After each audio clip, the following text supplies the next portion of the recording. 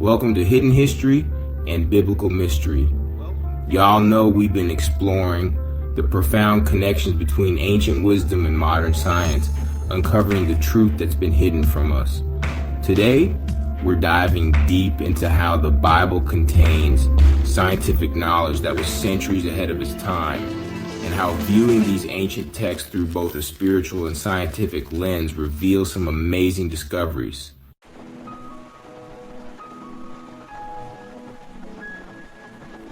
Let's start with something powerful, the wisdom of Solomon.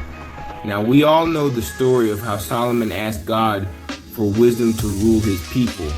In 1 Kings chapter 3, verse 9, he prays, "Give therefore thy servant an understanding heart to judge thy people, that I may discern between good and bad."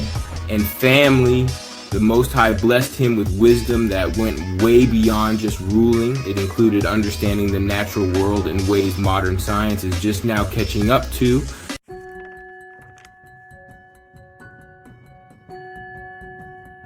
Check this out. In Ecclesiastes chapter 1, verse 6, Solomon writes, "The wind goeth toward the south, and turneth about unto the north. It whirleth about continually, and the wind returneth again according to his circuits." Today, scientists are discussing the Coriolis effect, which explains how the Earth's rotation causes winds to curve, creating global wind patterns and jet streams. However, we know that the Earth does not rotate. Instead, winds rotate around a flat, stationary Earth. Psalm 104:5 alludes to this, stating, "Who laid the foundations of the earth, that it should not be removed forever. The sun heating different parts of the earth, different ways, creates pressure differences that drive all this air movement." Solomon knew this thousands of years ago. He wasn't using them scientific terms, but he was describing the exact same natural principles our modern meteorologists study today.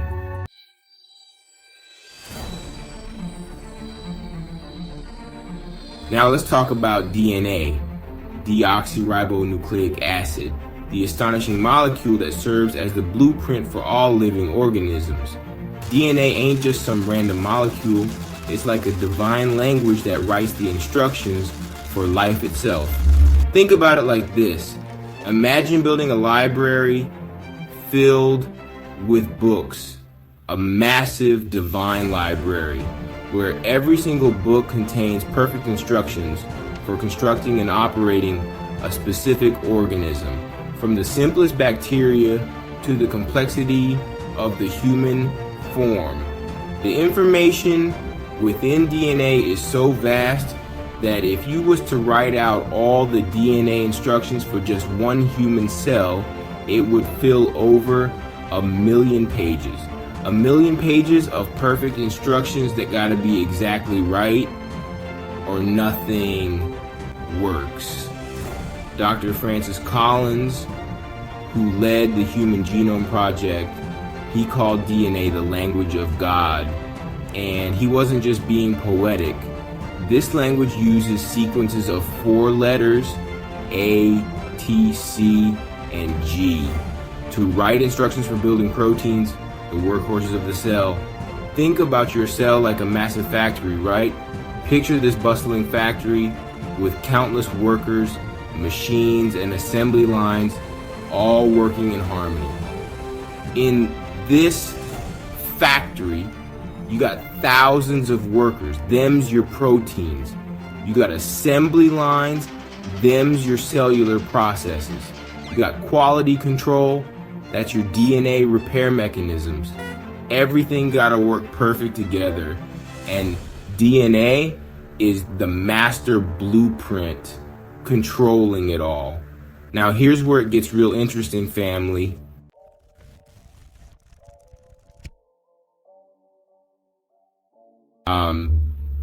The Bible been showing us scientific truths long before modern science caught up. Take the concept of quarantine, Leviticus 13. details procedures for isolating individuals with suspected leprosy. And the leper in whom the plague is, he shall dwell alone. Without the camp shall his habitation be. This ain't just some ancient practice. This is the foundation of modern infectious disease control. Even more mind-blowing is how the Bible knew about microorganisms before we had microscopes. Numbers 19:11 to 13 states, "He that toucheth the dead body of any man shall be unclean 7 days. And whosoever toucheth one that is slain with a sword in the open fields shall be unclean 7 days." The Bible was teaching about unseen contaminants causing uncleanliness centuries before anybody could see them little organisms. Let me tell you about a brother named Antony van Leeuwenhoek. In the 1600s, this man first saw the microbes nobody believed existed. Y'all know what happened? They called him crazy. They ridiculed this man for saying there was tiny living things we couldn't see with our naked eyes. It wasn't until Louis Pasteur came along in the 1800s that people finally accepted what the Bible been telling us all along, that invisible organisms could make you sick. Yet the Bible, thousands of years earlier, was telling us to wash our hands. Exodus 30:19-21, and burn contaminated clothing. Leviticus 13:52. Today we know these practices stop disease from spreading. The Most High was giving us public health guidelines before we even knew what germs was.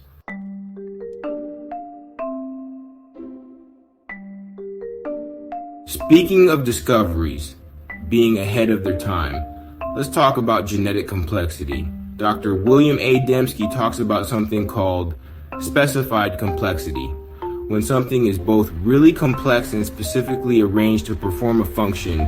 It had to come from intelligence. Break it down like this. Imagine a library filled with thousands of books. Suppose we dismantle all them books, scattering the letters randomly on the floor. What are the chances that the letters would accidentally reassemble into the complete works of Shakespeare? It's like if you took all the parts of a computer, threw them up in the air, and expected them to fall down and make a working laptop.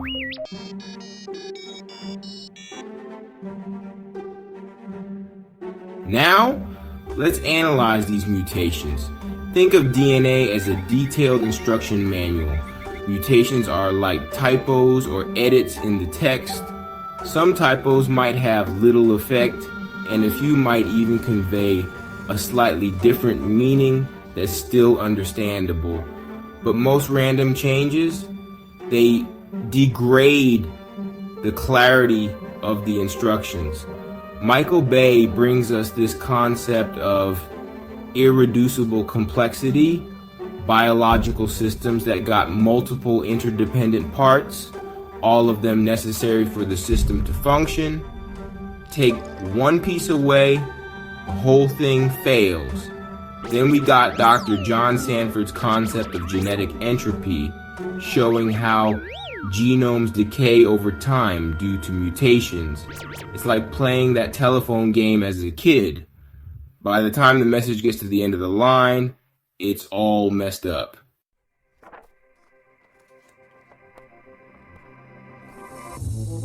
Now here's something special about our channel. We look at the Bible through both a spiritual and scientific lens.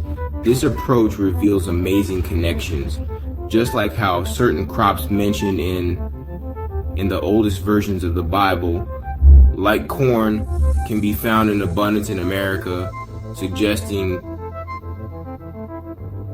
deeper connections to the promised land than most people realize. These agricultural fingerprints when viewed through both scientific and biblical perspectives, tell us stories that have been hidden in plain sight.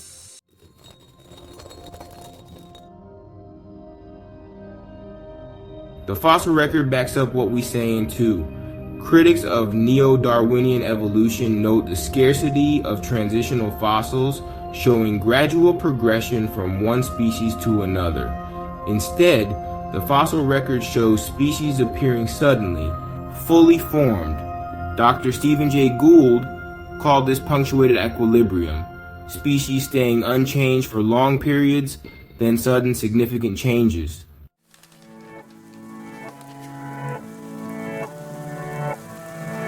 The Book of Jasher and the Book of Enoch tell us about ancient genetic manipulation and corrupted creation. When we look at the genetic evidence today, we see patterns that make these ancient accounts real interesting. The modern geneticists, they try to tell us we all basically got the same DNA, just small differences. But they ain't looking at the whole picture of how them ancient populations were specifically designed.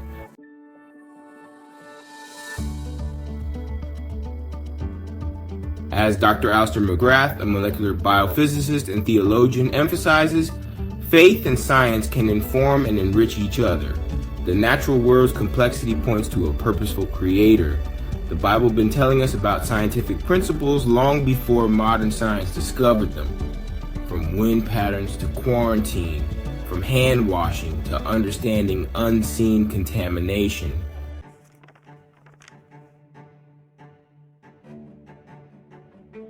Family, we living in a time when truth is coming to light. The Bible ain't just a religious text. It's a scientific and historical document when viewed through the right lens.